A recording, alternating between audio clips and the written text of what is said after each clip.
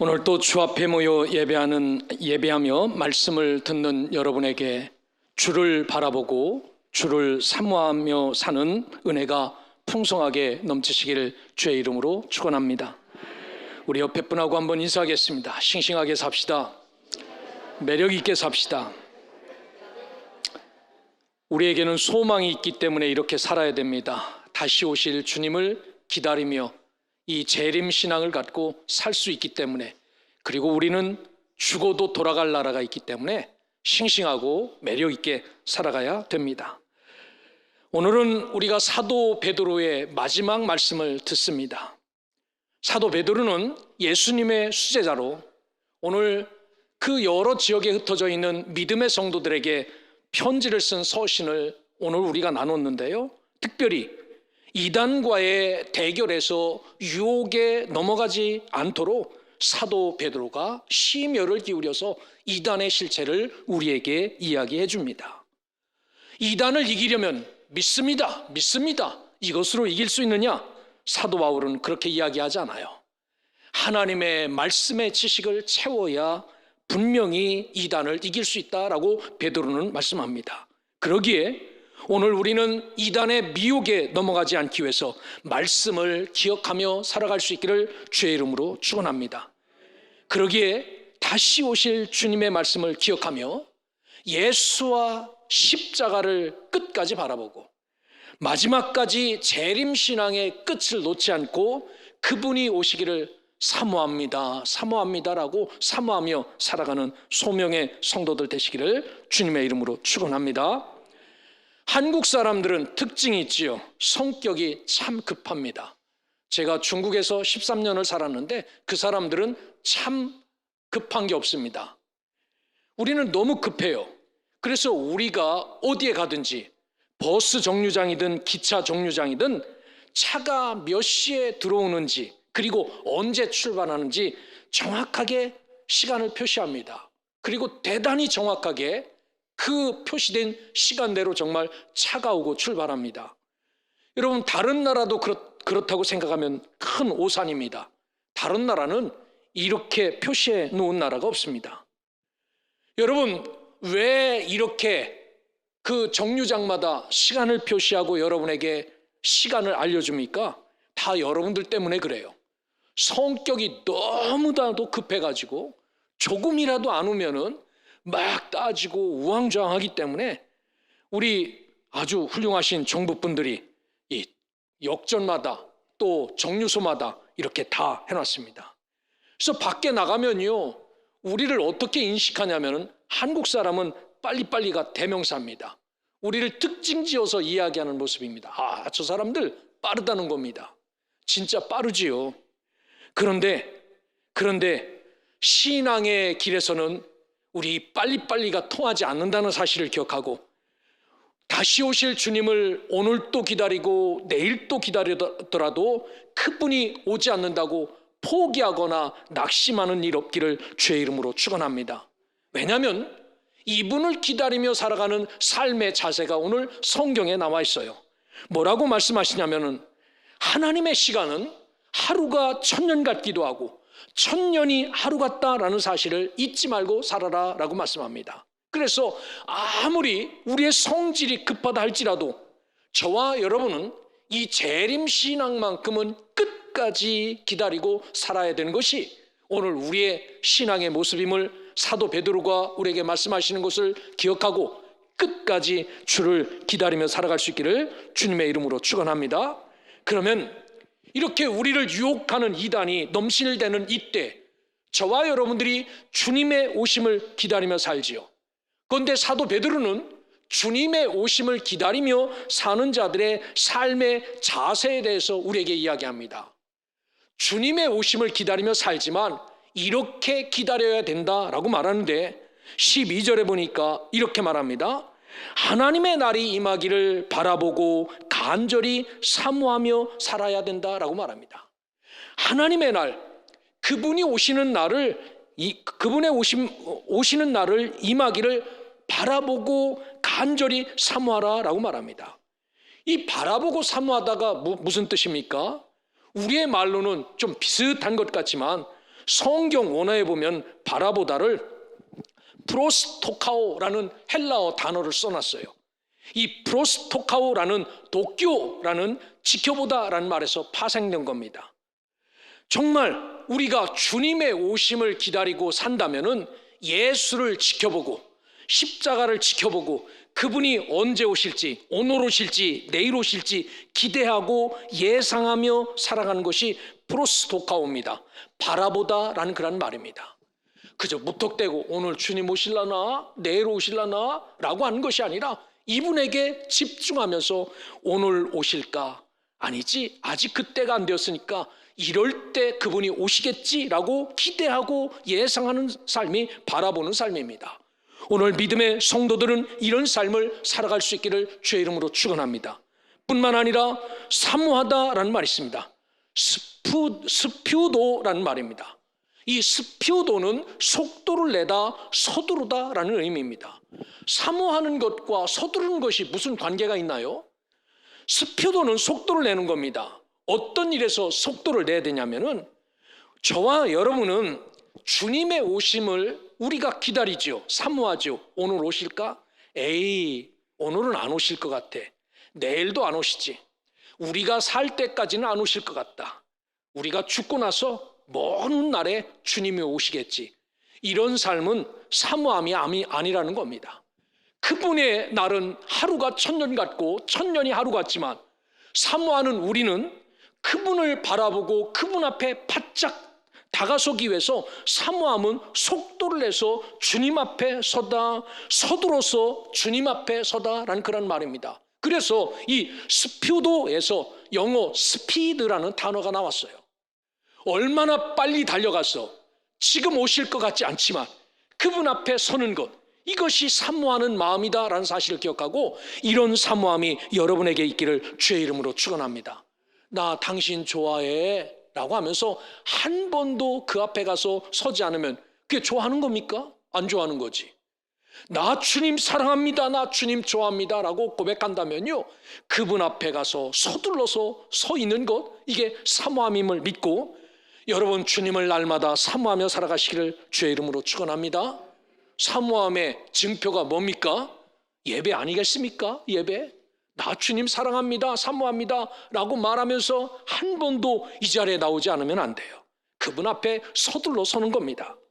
자, 결국 주 예수를 믿는 자들은 하나님의 날이 임하기를 눈을 떼지 않고 지켜보는 겁니다. 오늘이 올지 내일이 올지, 그리고 기다려야 합니다. 그리고 사모해야 됩니다. 나를 재촉해서, 나를 정말 일깨워서 그분 앞에 달려가서 속도를 올려 주를 기다리는 마음이 사모함입니다. 이렇게 다시 오실 주님을 사모함으로 기다릴 수 있는 저와 여러분들 되시기를 주님의 이름으로 축원합니다. 자, 그러면 오늘 우리가 주를 바라보며 살아가는데 어떤 주를 바라보며 살아야 되는가? 오늘 성경에 보면 온 우주 만물의 주인 되시는 하나님을 바라보며 살아가야 된다라고 말합니다. 여러분, 시간을 고무줄처럼 늘렸다 줄였다 할 수 있는 분은 딱 한 분밖에 안 계십니다. 하루를 천년같이도 만들고 천년을 하루같이도 만드는 분은 하나님 한 분밖에 없어요. 이분이 바로 우주 만물의 주인 되시는 하나님이십니다. 오늘 저와 여러분들은 누구를 바라봐야 되느냐?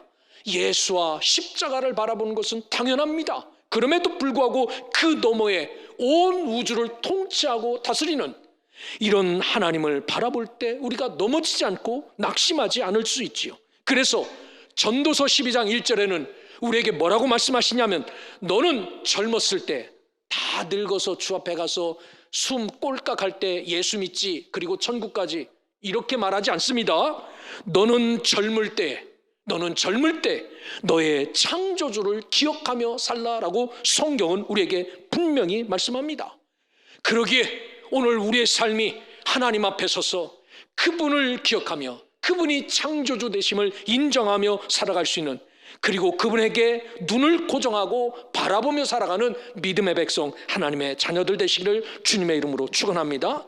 그리고 우리는 약속의 주님을 바라보며 살아가지요. 여러분, 우리 집에도 약속하면 반드시 들어줘야 되는 애가 하나 있어요. 약속을 안 지키면요, 인정사정 없이 약속 지키라고 그렇게 따지는 애가 하나 있습니다.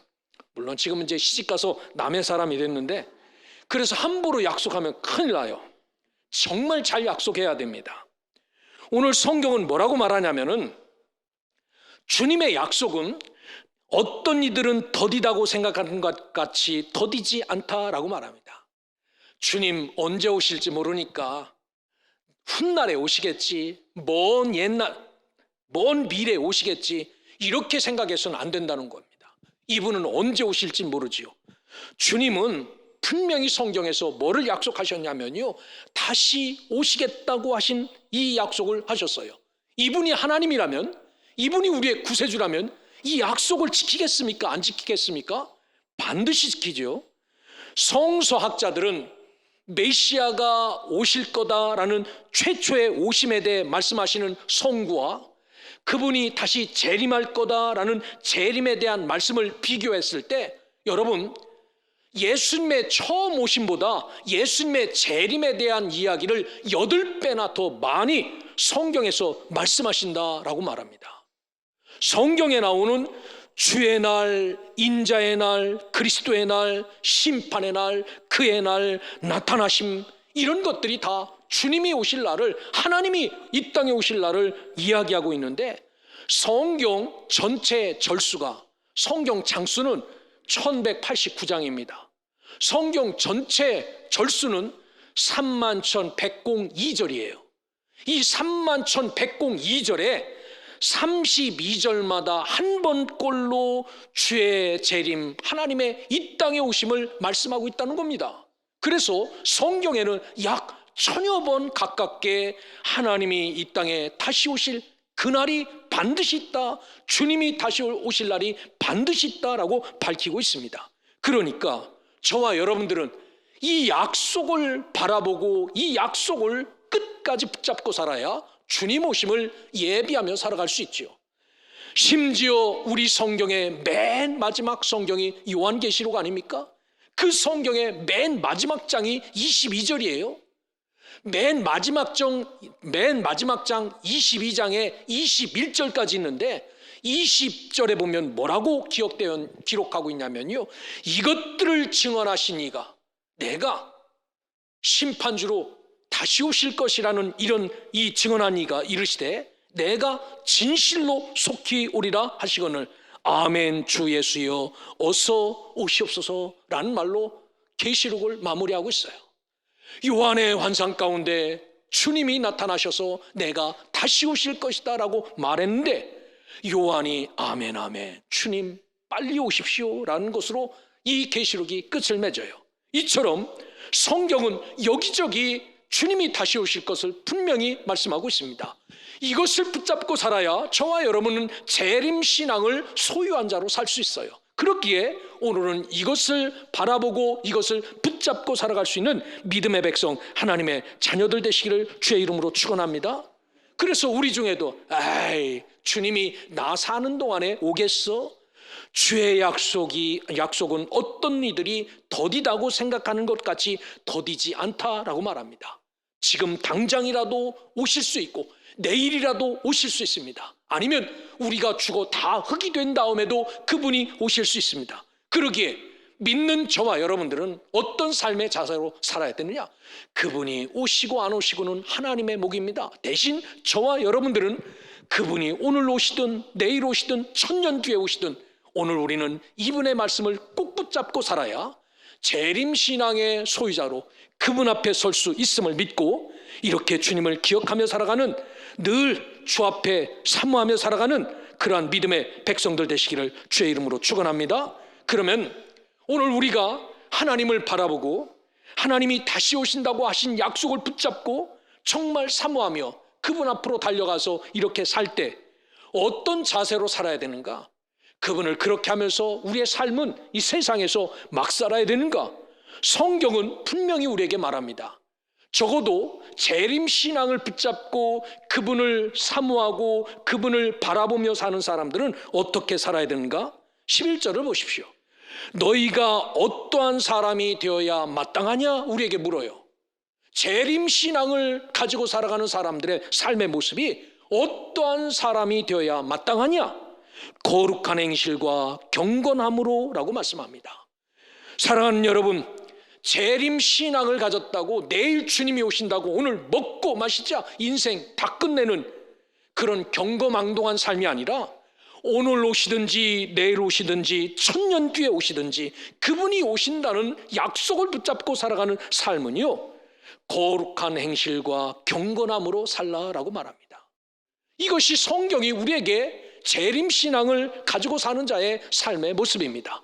이렇게 살아갈 수 있기를 주의 이름으로 축원합니다. 이 거룩한 행실이란 무슨 뜻이냐면요, 거룩하다라는 하기오스, 아주 신성하고 순결하고 거룩함이라는 의미입니다. 세상에는요 80억의 인구가 살고 있어요. 오늘 우리도 함께 예배를 드리죠. 그런데 이 중에 누가 거룩하고 누가 거룩하지 않은지 목사는 알 수 없습니다. 여러분, 거룩은 누가 구분하시는 겁니까? 목사가 신앙생활 잘하고 헌금 많이 한다고 너는 거룩하다라고 구분합니까? 거룩의 구분은 목사가 하고 사람이 하는 게 아닙니다. 누가 합니까? 하나님이 하시는 겁니다. 하나님은 누구를 거룩하게 구별합니까? 다른 것 아닙니다. 당신의 하나밖에 없는 아들, 버리기는 너무너무 아까운 아들, 죄인들에게 내주고 싶지 않는 이 아들을 죽이고 피를 흘리지요. 그리고 그 피가 진짜 구속의 은혜가 있다고 믿는 자들을 하나님은 뭐라고 말합니까? 너는 참 거룩하다. 이런 것을 믿으니 너는 참 거룩하다라고 말하죠. 사랑하는 여러분, 이런 거룩한 행실, 이러한 하나님 앞에 순결한 태도, 가장 거룩한 행동, 이 품행이 마지막 시대를 살아가는 우리의 모습이 되어야 한다라고 말합니다. 주님이 오늘 오신다고 막 먹고 막 살고 세상 마지막 느껴보자라고 사는 게 아닙니다. 이렇게 산 것이 하나님의 마지막 때를 기다리는 성도의 삶임을 기억하고 저와 여러분들 거룩한 태도, 신실한 품행으로 오실 주님을 사모하며 바라보며 살아가는 믿음의 자녀들 되시기를 주의 이름으로 축원합니다. 두 번째는요, 경건함으로라고 말해요. 여러분, 경건함이 뭡니까? 다시 오신다고 약속하신 약속의 주님을 바라볼 때 경건함으로 해라. 경건함은요, 유세베이아예요. 유세베이아. 이 유세베이아가 무슨 뜻이냐면은 하나님과의 영적 교제 가운데 나타나는 공경과 존경의 모습이 경건입니다. 예를 들어서 이야기할게요. 여러분 집에 애가 둘 있어요. 큰애는 아버지 어머니한테 잘 이야기합니다. 아빠, 엄마, 오늘 저 제주도 갔다 옵니다. 3일간 다녀올게요. 쉬다가 오겠습니다. 그간 평안히 계시다가 제가 맛있는 선물 사올게요 라고 합니다. 여러분, 이런 아들 이런 딸 좋습니까 안 좋습니까? 여러분은 안 좋죠. 그런데 둘째는 말도 없이 사라져요. 어느 날 갑자기 나타납니다. 옷은 거지꼴로 돼서 오고 눈은 밤탱이가 돼서 와요. 너 어디 갔다 왔냐? 제주도 갔다 왔답니다. 갯바닥에서 뛰어놀다가 넘어져서 눈탱이가 밤탱이가 되고 옷은 이렇게 됐다 이야기해요. 여러분, 정말 부모에게 착한 아이는 어떤 아이입니까? 나 제주도 갔다 온다고 이야기는 아이가 착하죠. 아니면 자기 마음대로 뛰어가고 도망다니는 아이가 착합니까? 여기서 경건이 무엇이냐면요, 한 걸음을 떼더라도 하나님의 뜻을 묻고 사는 자가, 이 사는 자의 모습을 경건하다라고 말하는 거예요. 신앙생활 합니다. 여러분, 진짜 하나님 앞에 묻고 사십니까?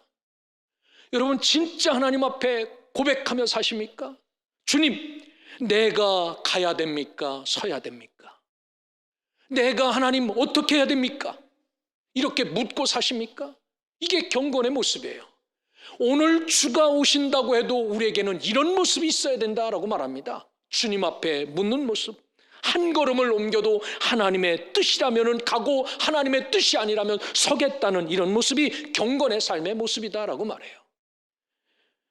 오늘 10절에 보면 주의 날, 12절에 보면 하나님의 날이다라고 표현합니다. 하나님께서 오신다라는 그런 말씀을 하고 있는 거지요.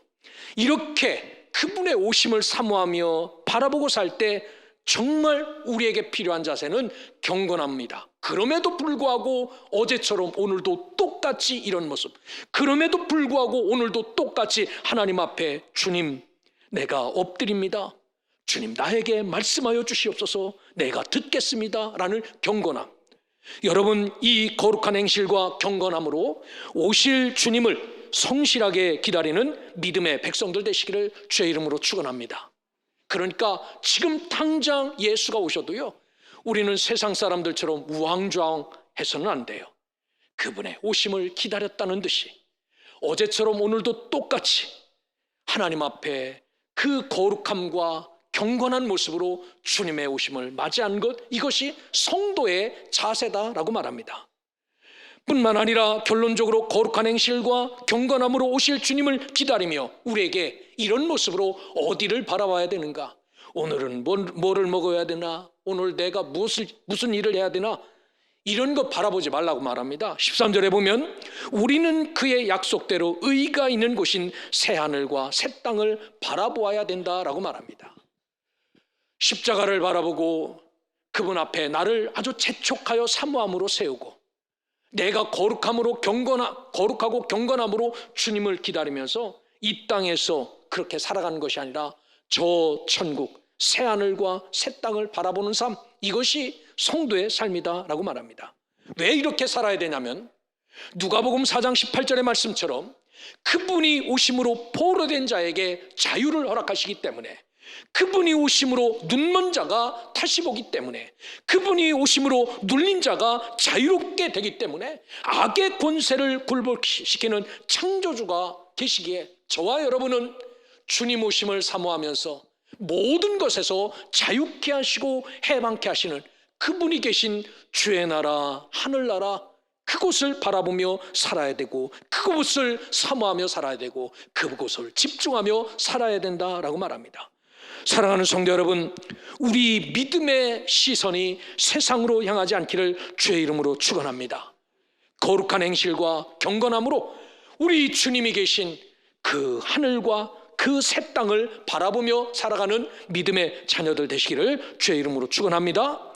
그래야 우리는 14절의 말씀대로 살 수 있습니다. 그러므로 사랑하는 자들아, 너희가 이것을 바라보나니 주 앞에 점도 없고 흠도 없이 평강 가운데 나타나기를 힘쓰라 라고 말합니다. 그것을 바라보지 않으면 우리가 흠 있는 사람이 돼요. 그것을 사모하지 않으면 우리가 점 있는 사람이 됩니다. 여러분, 지금까지 저와 여러분들은 비진리와 이단에 대해서 나눴습니다. 베드로는 이 타락한 이단과 이 거짓된 교사들을 지칭할 때 뭐라고 지칭했냐면요, 저들은 점도 있고 흠도 있다라고 지칭을 합니다. 성경에 보면 하나님 앞에 예물을 드릴 때, 양을 드릴 때 점 있는 것, 흠 있는 것 드리지 말고 오직 검으면 검은 양, 하야면 하얀 양을 드려야 되는데 섞인 것 드리지 말라고 말하지요. 여러분, 점이란 말이 어떤 뜻인지 아십니까? 아스필로스라고 써놨어요. 비난할 것이 있는, 결백함이 눈꽃만큼도 없느니 점이 있는 겁니다. 그런데 여기서 보면요, 우리가 하나님이 정말 하나님 앞에 겸손하고 거룩하게 살아야 하나님의 뜻을 이루며 살아갈 수 있는데, 이런 자들은 흠이 없다라고 말합니다. 흠은요, 비난할 것이 눈꽃만큼도 없는 사람이에요. 그런데 이단과 우상들은 크게 다 흠 아닙니까? 점 아닙니까? 여러분, 신앙적으로나 윤리적으로 저희들은 깨끗해야 됩니다. 주님의 오심을 어제와 오늘 변함없이 깨끗해야 되죠. 도덕적으로 깨끗하고 윤리적으로 깨끗하고 신앙적으로 성결해야만 주님의 재림 신앙 앞에 설 수 있다라는 사실을 기억하고, 평강 가운데서 주를 만나기를 원하는 자들은 우리가 오늘 하나님 앞에 거룩함으로 흠없는 자로 점 없는 자로 서 있을 수 있기를 주님의 이름으로 축원합니다. 따라서 이 땅에서 우리에게 주어진 유일한 하나님의 계시, 하나님의 말씀입니다. 이 말씀을 어떻게 대해야 됩니까? 우리가 점도 없이 흠도 없이 살려면 이 말씀을 어떻게 대해야 됩니까? 성경에 보면 베드로후서 1장 20절부터 21절에 보면 먼저 알 것은 성경의 모든 예언은 사사로이 풀 것이 아니니 예언은 언제든지 사람의 뜻으로 낸 것이 아니요 오직 성령의 감동하심을 받은 사람들이 하나님께 받아 말한 것임이라 라고 말해요. 성경은요 아무나 쓰고 아무나 기록한 것이 아니다라는 겁니다. 저 이단들처럼 이 성경 66권을 갖다가 자기들 필요한 말씀만 쏙쏙 빼서 이게 하나님이 주신 자기들에게 주신 말씀이다라고 말하는데, 여러분 있을 수 없어요. 성경은 우리나라 글로 된 글이 아닙니다. 중국말로 번역됐다가 영어로 번역됐다가 한글로 번역된 게 성경에 여러 달이 걸쳐왔다라는 겁니다. 진짜 성경은요 저 이스라엘 나라 히브리 말로 되고 헬라 말로 된 것이 구약 성경이고 신약 성경이었지. 요즘 이단들은 이 땅에서 자기네들이 하나님이라고 자기네들이 진짜라고 만들어냅니다. 그리고 억지로 성경을 짜집게 해서 이게 우리의 교리라고 이야기합니다. 이게 진짜 하나님의 말씀입니까? 하나님이 이들과 함께 합니까? 그렇지 않아요. 그래서 오늘 점도 없고 흠도 없이 살기 위해서는 성경의 말씀을 나의 구미에 맞게 사사로이 풀어서는 안 된다라고 말하죠. 예수님이 이 말씀을 하실 때 목적 없이 말씀한 적 없습니다. 우리를 가르치고 교훈하고 훈계하기 위해서 이 말씀들을 써놨죠. 그런데 이것을 나에게 유리하게 요거 뽑아서 사람들에게 가르치면은 진짜 충성하겠다라고 해서 사적으로 이 말씀을 해석하거나 뽑아서는 안 된다라고 말합니다. 왜냐하면 성경은 자의적으로 해석하거나 자기중심적인 이해를 하므로 참뜻을 발견할 수 없기 때문에 성경을 사적으로 해석해서는 안 된다라고 말하죠. 그래서 베드로도 오늘 말씀합니다. 뭐라고 말합니까? 16절에 그들이 억지로 풀다가 스스로 멸망에 이른다라고 경고합니다. 여러분, 이스라엘 백성들이 먹었던 무교병은 진짜 맛없는 빵입니다. 좀 빵이라도 만들려면 이스트라도 넣어서 부풀어 올라서 한번 씹는 감촉이라도 있게 만들어야 되는데, 진짜 중요할 때 빵은요 절대로 누룩을 넣지 않고 만든 빵을 먹게 하였어요. 무교병을 먹게 하였습니다. 여러분, 오늘 우리가 먹는 이 말씀의 빵은요 진짜 딱딱해요. 어떤 분은 이 말씀을 듣기 전부터 졸아요. 어떤 분은 하여튼 가끔가다 여기서 불안할 때가 있어요. 졸다가 이 의자에서 쓰러질 것 같은 분이 계세요. 여러분, 그렇게 맛이 없습니다, 이 빵은.